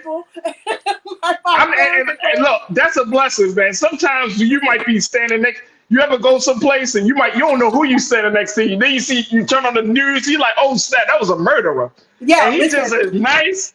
Okay. Hey, how you feeling? Like you don't know, and that's a blessing. So I get that, and I totally get it. I'll tell you about the time I met OJ on another level. We'll talk about that. Oh my gosh. But going back to what we were saying, right? But going back to what we're saying, what I'm saying is that I've been in spaces, but let me tell you this. I was always aware. I was always sober. I was always with someone that I knew, and sometimes I traveled in spaces, but I never felt uncomfortable. But I feel as though, for whatever reason, if someone were, and I'm putting Cassie aside, I'm not talking about Cassie. I would talk about Little Rod at this point because he's a man, and he's stronger than a female. He's stronger than me. Let me say that. You know, I'm not saying he's stronger than every female, but he's stronger than me. So if at any point in time someone was fondling my anus, I think I would catch a deuce to the eye, you know, or they would catch a deuce to the eye, or, you know, I would get up and be like, yo, and I would go and have that conversation to where somebody else would know what happened. But I can't speak on his situation. I don't know why in that moment this is just coming out. I don't know why he's feeling this way. But I think that we need to give the same energy that we gave to Cassie, or the same sympathy, because everybody's like, oh, it really happened to Cassie. You can see it in her eyes. You can look in the pictures and see that she's sad. Well, the only thing that negates Little Rod's story is that it does not look like Steve. It is not, according to Stevie J and the porn star, it is not him in the video, but it doesn't take away from the fact that he feels as though he's been violated for whatever reason, even though Diddy's people have come out along with his son's person, his spokesperson, that says this never happened. I never saw little girls, etc. But I am wondering why he went and got Ghislaine Maxwell's lawyer. That's not a good look. To me? No. And I'm glad you brought up his son, because Rodney Jones and Janelle, my sister, you said Rodney lists the suit as a RICO act, as a violation of the RICO Act, because it's racketeering and corruption. Yes. Because he's not only highlighted Diddy, he highlighted Justin, his yes. son, and folks that have worked with Diddy under his label yes. as being a part, being complicit in this whole situation, which takes this whole thing to another level, right? With this, but the thing is, the most that I think is that we're not having even a greater conversation about sexual assault in hip hop, right? Like these, and one of our other watchers, You Don't Like My Music, he said something that I think was really important. He said that Diddy makes money off of the talent, whereas R. Kelly was the talent. Oh. So you have a man like a Diddy, who is considered to be probably one of the greatest, right? And I don't want to use the term producers, let's say greatest architects of Black music within the past 30 to 40, yes. probably the past 30 years, right? Yes. Like even if he doesn't put out an album, his touch, no doubt, he's worked with literally every major Black artist. Yes. From Michael Jackson to all, I mean, you would just go down the gambit. So there's this sense of power. Right. There's this sense of power. I remember, look, I know we got to take a quick pause. When Cassie filed the lawsuit, he settled the next day, right? Diddy went on his social media and started kind of like walking around. There was a video of him on IG, and he was walking around his house, and he was like, something to the effect of like, I'm unstoppable. Nobody can stop me. Like, he was kind of like taunting folks, like, that's a small thing. I just paid her off, shut her mouth, and I'm still going to do the thing, right? So I think that is one thing. But then the other thing about Little Rod is the fact that this is coming from a man. And as a man, we don't have a conversation about men being sexually assaulted in this country. Yeah. And so if Diddy is putting us, if these allegations are true, where Lil Rod was forced to have sex or do unwelcome sex acts on sex workers and others. Right. And as a man, we are conditioned to say what's the problem with that? I mean, it ain't like, you know what I'm saying? Like, he giving you women, so what's the problem with that? And it's we don't have those conversations about how that could still affect a man, but yet we're seeing more and more Black men are broken because of sexual assaults and rape and other sexual acts have been committed against us in an unwanted manner, and that has caused great trauma within Black men, and we're not having enough conversations about it. No. Hey, Tasha, let me do this. Let's do. I'm gonna take a quick pause. So stay with us, folks. We're gonna come back and get some final remarks from Tasha Love and from you. Stay with us. It's The Culture here on the Black Star Network.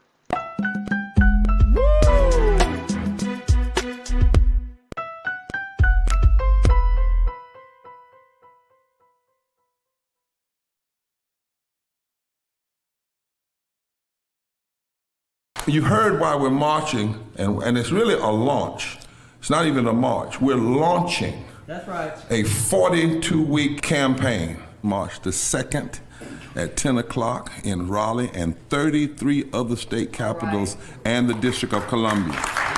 This is a historic move to mobilize the most powerful untapped block of voters in this country.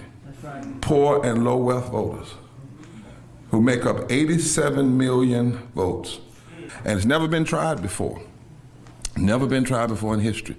At the same time, the same message, same focus.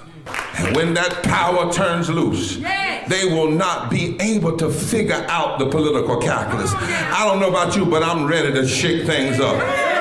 I'm ready to get up out of the valley. I'm ready for God to put his spirit on us. I'm ready to be used to change this nation. And what we're saying is, can't we come together? Can't we come together around an agenda? You ain't got to like everything about Reverend Barber. You don't have to like everything about Sangria. You don't have to like everything about Long Choir. But can we come together and say, it's time to end poverty as the fourth leading cause of death? It's time to have $15 and a living wage indexed with inflation. So every time inflation goes up, the minimum wage goes up. It's time to have health care for all. It's time to fully fund public education. Can't we come together? It's time to protect women's right to women's health. It's time to have affordable housing for everybody. It's time to stop the proliferation of guns. Ain't no way folk ought to be able to have more guns than they have food, more guns than they have meat on their table. That makes no sense. Isn't it time for division to be ended and love to take over? Can't we organize around that? Look at your neighbor and say, neighbor, I don't need to like everything about you, but can't we organize for power? Can't we stand for justice? Can't we love everybody for just a little while? Can't we come up out of the valley? Can these bones live?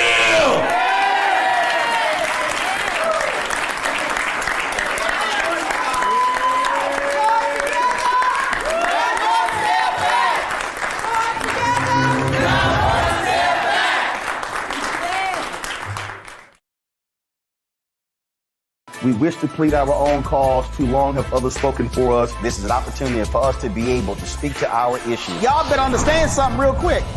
We ain't going nowhere.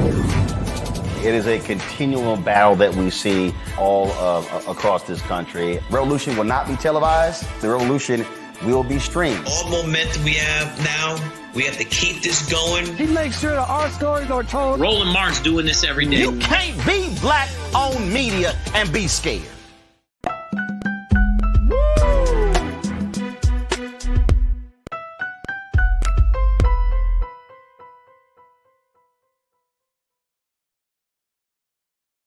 All right, folks, welcome back to The Culture here on the Black Star Network. I'm joined by my sister, Tasha Love, who is a music industry insider. She's been doing work within the industry for over 20 years as we talk about Diddy, sexual assault, and the reckoning of a culture. We got a few moments left, Tasha. So, there's so many, intricacies to this case, right, of Diddy. But without going into the weeds of it, do you think that there's going to be some nuanced conversations about sexual assault within the industry, whether it's in the media side, in the music side? I mean, are we as Black folks in this country, are we going to bring this stuff to light, bring it out of the shadows, stop acting as if this doesn't happen or hasn't been happening, and really deal with it head on? Do you foresee that happening anytime soon? Well, I would hope so. I've got a 10-year-old son, and I got to tell you that same. I got one too. That he is equally as important to me as anyone to their daughters. You know what I mean? And I worry about that fact almost every day as he's getting older. But I want to go back really quickly. That will lead up into the close out the discussion. There is a different comparison from men to women. And that goes back to, look at all the pedophile teachers that are female in the student schools right now, right? So you've got all of the teachers that are sexually assaulting these young boys. And it is almost like a rite of passage where the female teachers can get away with it. It's like, oh yeah, she's a sexy teacher, she's fine, whatever. And there is a different perspective of that is quite annoying to me, because it is not a rite of passage for my son to be sexually assaulted by his teacher. And so I think we have to start at home. We have to start by talking to our young boys and let them know that just as we need to have the conversation with our daughters and our sons equally. It should be no, well, son, it's a rite of passage. Well, let me know if it happens to you. And then going back to what you said about, men in positions of power, look at what happened to Harvey Weinstein and look at how long it took. It's not just the music industry. It is every industry, right? The only thing that is most annoying to us is that this is our hip hop, right? This is our R&B. This is our music industry. It is just like you said, Puff, Diddy, Sean, Love, whatever we call him now. He is responsible for so many of our favorite artists. Are you kidding me? Biggie. I'm raising my son on the edited version of Biggie, but Craig Mack. I've had conversations with Shine, and it's disappointing. It is really disappointing, and it's heartbreaking to feel that all of these things have been happening under our noses. Now, with me being in the industry, again, I've seen some things, and I've seen men pretty much move mountains if Diddy says something. I have seen grown men do whatever whatever Puff told them to do, not in this realm, but I've seen it just on a business aspect. Yo, run and go get me this. Oh, bring me this. Oh, why did you such and such and such? But I'm behind the scenes, right? So because my position in the music industry has allowed me through that back door, I've seen some things, and but I've never been touched personally in these situations as Cassie and as Little Rod. So I don't want to take away from them, but we do need to have a deeper discussion, and there does need to be repercussions if he's found guilty in court, not in guilty in the public opinion. He's already done. Let the industry tell it. Let people on the street tell it. Let the record sales tell it. You know, why you think he put that album out? You think Brother Love didn't know that something was coming down the pipeline? Like, no, but see, you know what the funny thing is that he may not be done. You know what I'm saying? Like, even to this day, and I know we got to wrap. Even to this day, and I've trolled people. I ain't gonna hold no bones about it. I've trolled people. I remember seeing a post maybe about 2 weeks ago, and it was when Shannon Sharp had Usher on Club Shay Shay. Yeah. And Shannon said, "Oh, Usher's the king of R&B." Blah, blah, blah. He made some reference like that. And Tasha, you wouldn't believe how many people came into that chat and was like, "No. I mean, Usher's cool. He definitely did his thing, but R. Kelly is the king of R&B." And I'm like, bro, and I literally started trolling people like, he's a pedophile. He raped little girls. He slept with daughters. I just started, and people were like, and I mean, I'm going back and forth with grown ass black women who have said to me, I mean, so what? I mean, that's all. I mean, they probably, wow. This man is in prison. He's doing time. He's doing fed time for sex trafficking and all types of manners of disrespect to little black girls. Right. He didn't do that to white girls because his ass would have been dead if he did that to white girls. Well, now listen, we need to keep that same energy for Elvis, because Priscilla was how old? Hey, but here's the thing, Tasha. Let me tell y'all. Look, this is one of them shows. I don't care what white people do in terms of. I don't. You can't tell me that, because people be on that stuff like, well, white people. That don't mean it's good. It don't mean it's right. No, I'm not saying you, but I'm just saying when people bring comparisons, I blow that out the water, because I'm like, it's wrong. It's wrong. When Harvey Weinstein did it, it was wrong. If R. Kelly does it, it's still wrong. Like, yes, man, please. Come on. What I'm saying is, I 100% agree with you. But what I'm saying is that this has been happening consistently throughout the industry, right? So what I mean is, Elvis should have got the same smoke that R. Kelly gets. And the thing about R. Kelly is that I find most annoying, again, just to your point, is that grown women, he don't want you. He wants your daughters. And I could never sell my daughter, my son, for a musician. You know what I mean? So when I speak to Elvis, what I'm saying is, for the artist, it is the norm. I agree with that. That they are somewhat. I don't know why they're attracted to young females. It's wrong. It's wrong. So, and look, let me just tell you, it's wrong. And I know we got to wrap. And it's so wrong. But I feel like, and even if this is the space to do it, because I'm going to give space to victims, I'm going to give space to men and to women to speak their truth. Yeah. And I'm going to give space to, look, man, this ain't the place for me to be. I don't give a damn how much money they got, what type of fame they got. I don't care. Because guess what? It's wrong, bro. It's wrong. Hey, look, hey, Tasha, your son, your beautiful son. So one of the crew members said, her son is in the chat. I said, what? Big shout out to little brother Cool. Brother Cool is in the chat. I love it, man. I love it. My son rides for y'all treat my brother, little brother Cool. Yo, let's love on brother Cool, because he's 10 years old. He watching his mama on TV. Little brother Cool, look, let me tell you something. In this chat, we ain't gonna disrespect you, man. Trust me, we got you, buddy. I appreciate that. Listen, I support him daily, so it's wonderful to see that he hey, gets to see his mom in action. hey, look, my son is 10 years old as well. And this ain't no tough talk talking about I wish a brother wouldn't and all that stuff, but it is so important. And this is the real truth. There's so many black boys that have been victimized and become broken black men, right? And so I only hope and pray that all the black boys that are growing up in this time around all of this madness, that we protect their hearts, we protect their minds and their spirits and their bodies, man. And I'm very serious, because when I see these little brothers, these little boys got the mind of geniuses. Yes. And they're a special group of, this is a special generation of 10 years old, 12 years old. And so, no, man, I don't care if it's your son. If I know your son and he's been disrespected, we're gonna raise Cain up in this piece, man. There's a village. It's a village. And we need to protect that. Yeah, we need to protect that.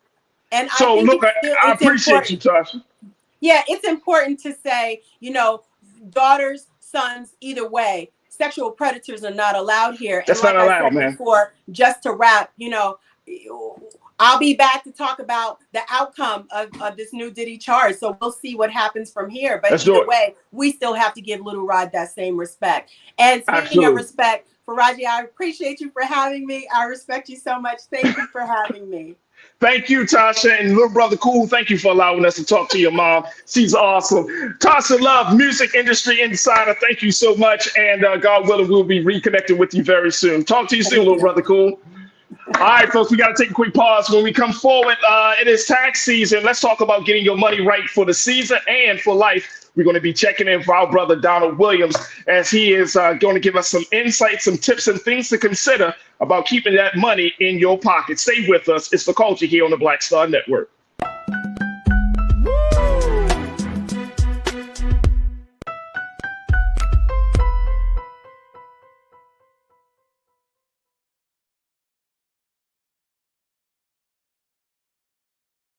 Check this out. Joe Biden and Kamala Harris are investing a record $7 billion into HBCUs. Billions for campus improvements, grants, and debt relief. Billions more for HBCUs. Endless possibilities for us.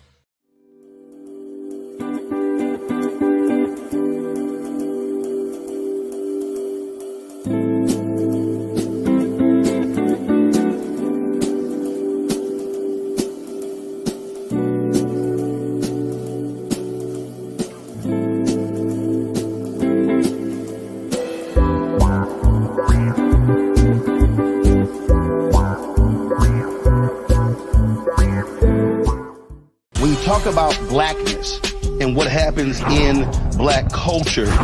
We're about covering these things that matter to us, speaking to our issues and concerns. This is a genuine people-powered movement. There's a lot of stuff that we're not getting. You get it, and you spread the word. We wish to plead our own cause.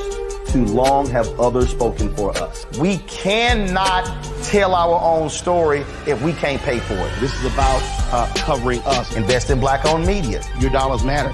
We don't have to keep asking them to cover our stuff. So please support us in what we do, folks.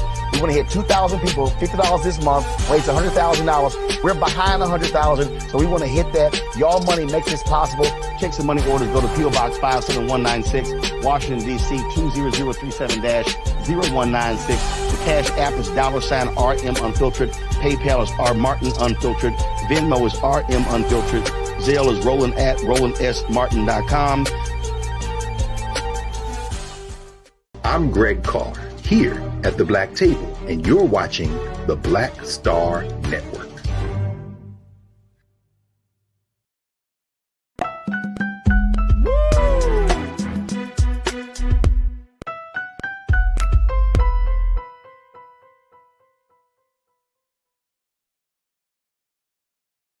All right, folks, welcome back to The Culture here on the Black Star Network. I'm your host, Farajii Muhammad. It is tax season that is upon us, folks. And here today, we're checking in with Brother Donald Williams, who is the owner of Williams Accounting, to talk to us about how to keep some money in your pocket. Donald Williams. Donald, thank you so much for joining us today. How are you, dear brother? Oh, we got you on link. You got you on mute. Here we go. Let's do this. We got him up. I can't hear you just yet. We just need to take you off of mute, dear brother. We're going to check in with Brother Donald in a few moments. We're going to check in with Brother Donald as we get his tech situation. And my team, of course, the best in the business, going to do it. But folks, we want you to join us in the conversation as we have these conversations about your money.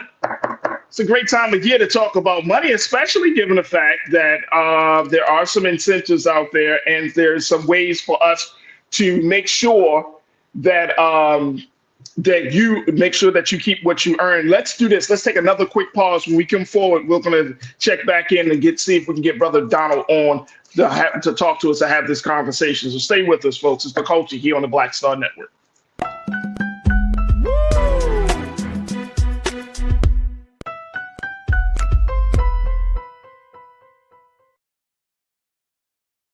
Hatred on the streets, a horrific scene, a white nationalist rally that descended into deadly violence. White people are losing their damn minds.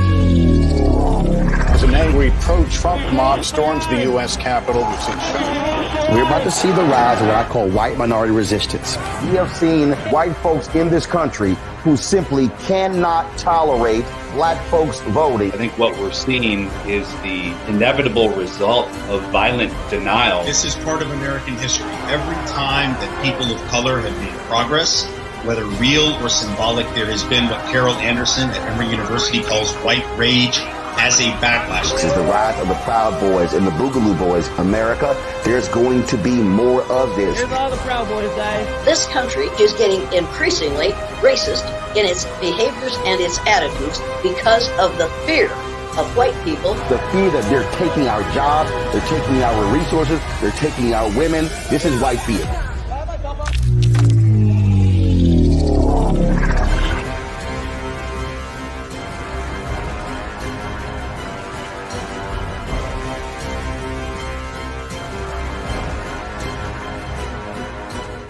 Pull up a chair, take your seat.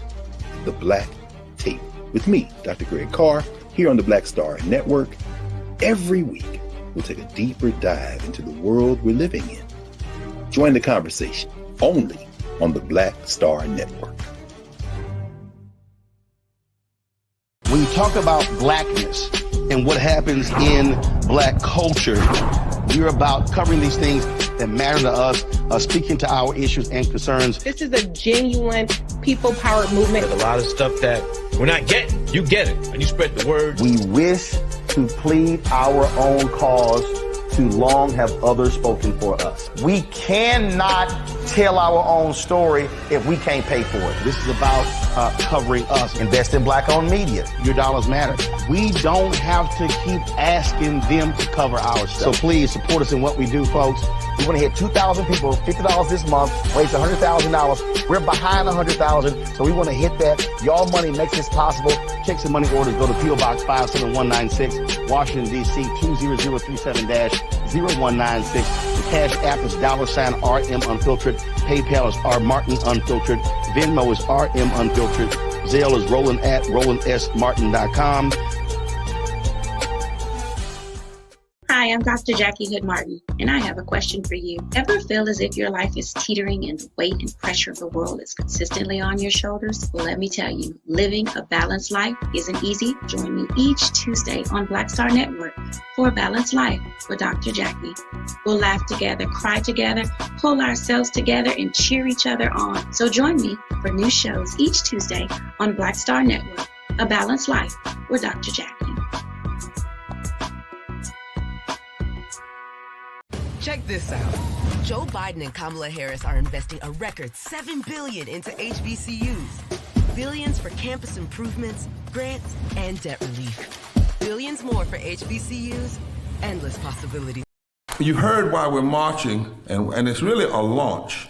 It's not even a march. We're launching. That's right. A 42-week campaign. March the 2nd at 10 o'clock in Raleigh and 33 other state capitals and the District of Columbia.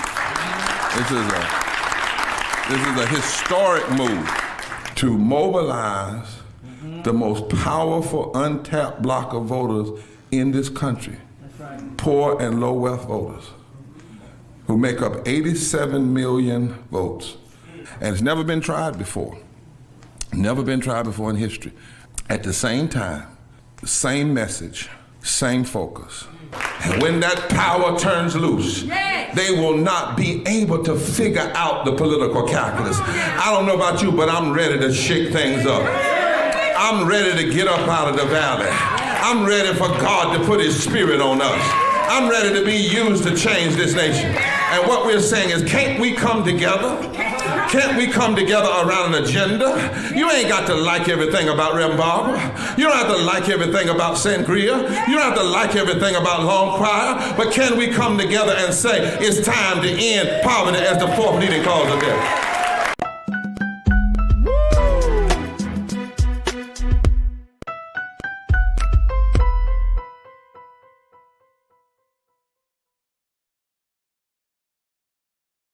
All right, folks, welcome back to The Culture here on the Black Star Network. I'm your host, Farajii Muhammad. All right, I think we should be good now to bring my brother Donald Williams back into the discussion. Brother Donald, thank you for joining us. How are you today? We got Brother Donald. We just want to talk a little bit about taxes here. We got him? We got him? Let's see, Brother Donald. We see you, big brother, but we don't look like we can get him. All right, let me just ask my tech team. Let's try to get him in.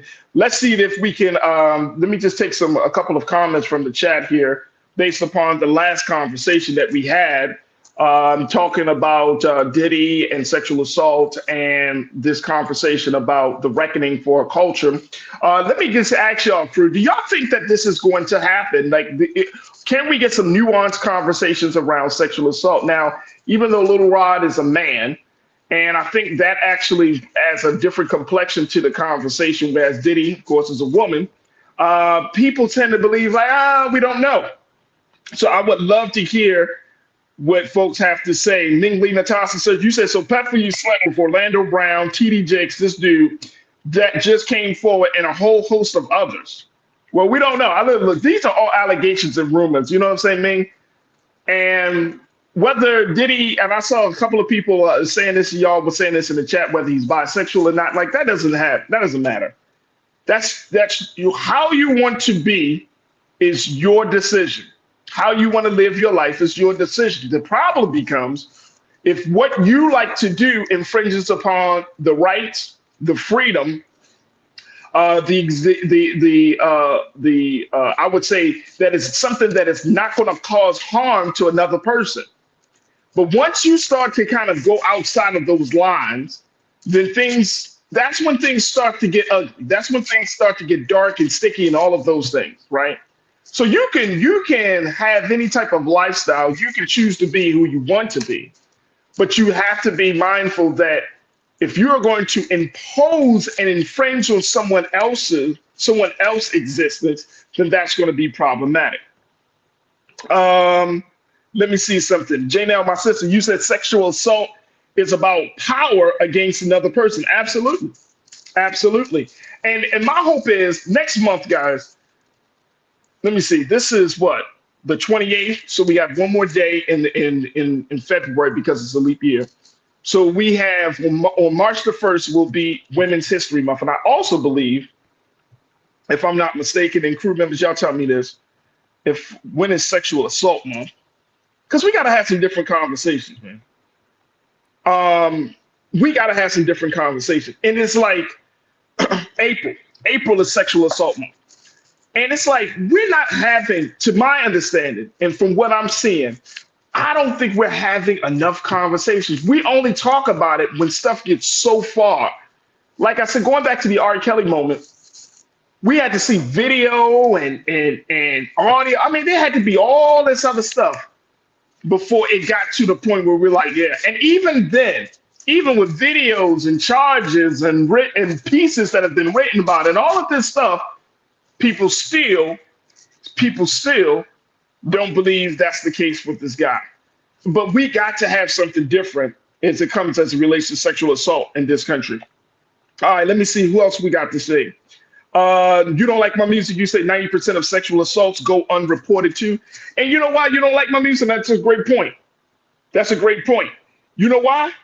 Because we as a culture don't believe anyone. Now, I get it. People lie. Women lie. Men lie. There are particular motivations for that. You understand that you don't like my music. But we don't create a safe space for people to really tell their stories. We don't create a safe space for victims to be heard. We really don't. We put the victim through so much scrutiny over the perpetrator or the alleged perpetrator. We don't even scrutinize the alleged perpetrator as much as we question and analyze and make judgments and just be like, are you telling the truth? We put the victims through all of that.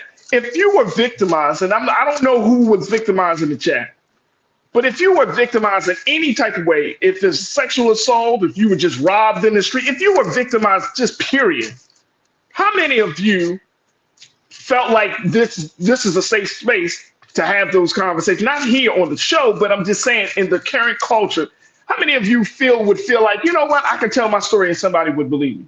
People would question. We do this with women. Well, what were you wearing? What time of night were you out? You shouldn't have been out at that time of night. Ooh, what were you doing? If you get robbed, where were you? Right? If you are made a victim, it is hard. It is hard before your story can even be believed. And it's really, really sad. And Lauren Fonseca, thank you for joining the chat. As I mentioned earlier, you said especially child victims. Absolutely. When it comes to children, they can't always speak up for themselves. They're not going to be able to say, this is what happened at this time, at this date. They're not going to be able to share that. All they're going to say is like, this person did some things to me. And and a part of that is because we haven't addressed these issues within our own family. We've been conditioned to not listen to victims because of our own family history. I'm just going to say that. So if your family don't like to deal with issues of rape and incest and sexual assault, then how will you expect to have the heart and the ear to hear someone else talk about their pain, their victimization, their trauma? All right. That's it. All right, let me see this. I know we are at that time. We gonna see. All right, let's see if we can get it. Let's see if we're gonna get Mr. Williams. But the one thing, Mr. Williams, we're gonna try to get Mr. Williams back on because I want to make sure we give him enough time to come on. We got Mr. Williams here. Do we have him? I at least want him to show his face. Brother Donald. How you doing? I'm good, Brother Donald. How you feeling? I'm feeling fine. I hate that this had to go this way with me having these technical difficulties with my computer. Yeah, brother. Yeah, look, this is what we're gonna do because I know you got a lot to share. Yeah. I want to set up another time, and it's not going to be like in 2 months or something down the road. I'm going to try to set up something within the next couple of days for you to come back onto the show. And that way it gives you the ample amount of time so you could talk about the work you're doing, talking about tax season and all the good stuff, and give us some good tips on good financial management. Of course. You know what I'm saying, brother? Yeah. But look, I'm going to just throw this out there. What's your website? Because I want to give people an opportunity to check out the work you're doing. What's your website, brother? www.williamsacct.com. WilliamsACCT.com. So that stands for Williams Accounting, but you shorthand the accounting. But Brother Donald Williams is the owner of Williams Accounting. They are doing work, of course, during the tax season, but they also are doing work around financial literacy and planning. They also do work to make sure that folks understand how to get the most out of their money. And so I want us to have that conversation, Brother Williams, because so many of our people, especially in Black America, we're struggling right now. You know it, and I know we're struggling right now. Yes, sir. And we're looking for alternative ways. I mean, you know, I think a lot of people have 2 jobs now. I think I was reading an article. They said the average American, not even just Black American, but the average American has at least 2 jobs. Okay. Yes, at least 2 jobs because of the cost of the economy and of cost has gone up. So now, like minimum wage, which is $7.25, isn't enough. And also even the cost of rent and the pricing of food and everything is going up. So that is affecting the people having to get 2 jobs. And you're talking about minimum wage. Yes, minimum wage. But even if you're making 15, normally you can survive off of $15, $16 an hour. You can't even do that anymore. The price of inflation with rent is going up as well too. Just like some 1-bedroom apartments are $1,800. And if your check is only $1,600, how can you survive off of that? If you haven't called no car insurance, light bill, phone bill, and also having to get food expenses, also buying household supplies. So the thing about it is that this day and age, they need to raise minimum wage, but they also need jobs have to give more money. Businesses gonna then have to go up on their cost too as well, because it's just like a domino effect. And very quickly, I know that we're out of time, but the idea that if you are more skilled and qualified, talk to us a little bit about that. What's your stance on, if you're talking to folks who may not have completed college, who may not have gone to college, in our capitalistic system, that going to college is equivalent to how much you're earning or you could possibly earn. But if some of our people are not in that position, so what do they do? So the thing about that is this is a twofold, right? Because they have people that go to college that only get a degree in criminal justice. And those degrees aren't paying high. They're being social workers. They're being underpaid. And even some school teachers that have degrees, they're being underpaid as well. But then they have people, I think if you can, for the skill set, if you're able to do the job and complete the job and do it as good as a person that has a degree, I think you should be able to, unless it's a skill set profession like it's law or medical or that practice where you do need the education to complete because you're dealing with lives or you're dealing with someone's freedom. But if you are able to, if they require you to have a business management degree and you decide you can do that same job, you're not impacting anyone. So I think if you have the skill set and knowledge to do it, I think they should compensate you just as much as you give someone that has a degree. I agree. I think that because years of experience is just the same as can be equivalent. You can get a lot of skill set. You can get a lot of training and knowledge on the job. Yeah. And you know what? Some of our older folks, who have been at jobs for 25, 30 years, they have the experience, but then they sometimes get moved out of the way or uprooted because some young whippersnapper comes into the picture and they have a degree. They just simply have the degree. But they have to understand this. They also have some older folks that have been working on jobs for a very long time, and they're not being compensated. They've been on jobs working for 20 years and still making $30-some thousand an hour, and you want to pay someone with a degree, which is, I have degrees, and it's still with respect, but you still want to pay them. I think that if a person can do the job, I think they need to be compensated, because if you're working 20 years on a job, you have experience. You have the knowledge. No doubt. This is going to be a big conversation. So again, I want to do justice by the conversation and you, brother. So we'll certainly bring you back on and let's have a discussion about it, especially during tax season. There have been some changes politically within the tax code. There's been some changes, with socially. And given the fact that we are putting our money, and I see people talk about this, when America goes to war, when America wants to do things outside of the country, it's the taxpayers, it's you and me that has to, bear that brunt, right? And so we want to talk a little bit more about that. But again, Brother Donald, we'll do our due diligence. We'll bring you back on. But I appreciate you for being with us just for a few moments to talk to us. Brother Donald Williams, he is the owner of Williams Accounting. Make sure y'all check him out on his website at williamsacct.com. And we look forward to bringing you back on, big brother. Thank you. All right. Thank you so much. Thank you. Absolutely. You're welcome, brother. All right, folks. You're welcome, bro.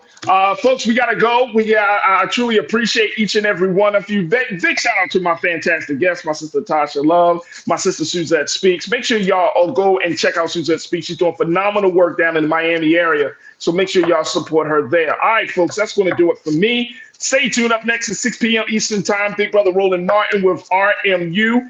Make sure you go to our website today at blackstarnetwork.com. Download the app. Follow us on social media at Black Star Network.